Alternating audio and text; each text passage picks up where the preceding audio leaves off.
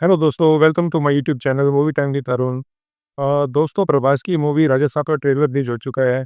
Film के makers जिस हिसाब से फिल्म की रिलीज डेट को बार बार आगे बढ़ा रहे थे, उसको देखकर लग रहा था कि फिल्म में कुछ और अच्छा, कुछ और बेहतर करने की कोशिश की जा रही है।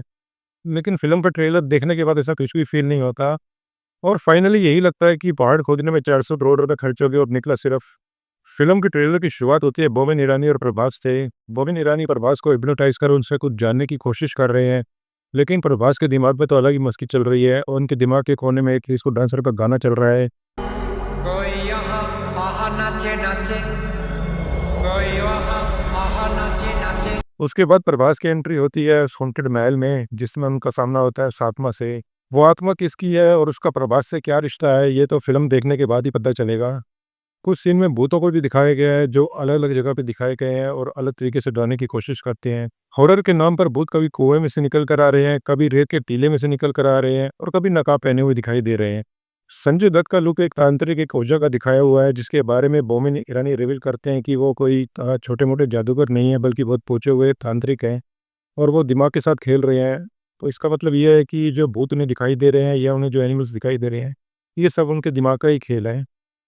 ट्रेलर के आखिर में प्रभास को एक बूढ़े के रूप में दिखाया गया है, जो राजा के लुक में दिखाई दे रहे हैं और वो लालू साहब के करेक्टर को जस्टिफाई भी कर रहे हैं।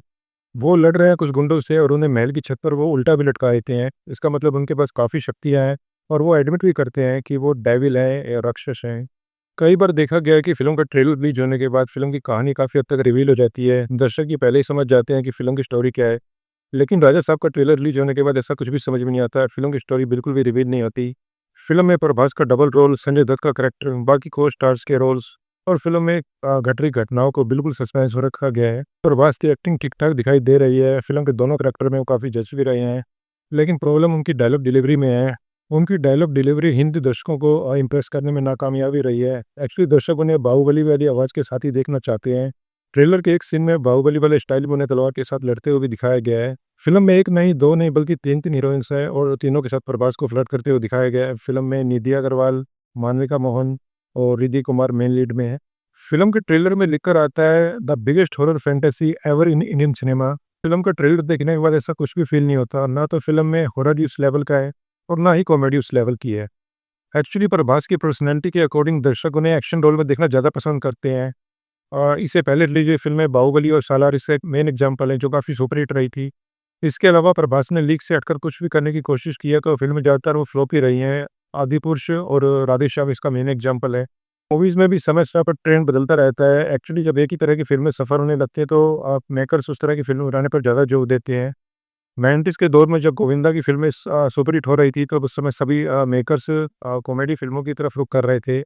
उसके बाद एक दौर आया एक्शन मूवीज़ का, जिसमें साउथ स्टाइल की एक्शन मूवीज़ बनने लगी और वो हिट भी हो रही थी और मेकर्स उसी तरह की फ़िल्म बना रहे थे।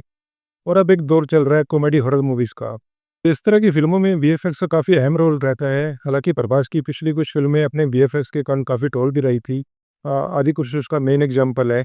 लेकिन इस मूवी में वीएफएक्स का काम ठीक-ठाक है। फ़िल्म के कुछ एक सीन तो छोड़ दिए तो वीएफएक्स का काम काफ़ी बेहतर है।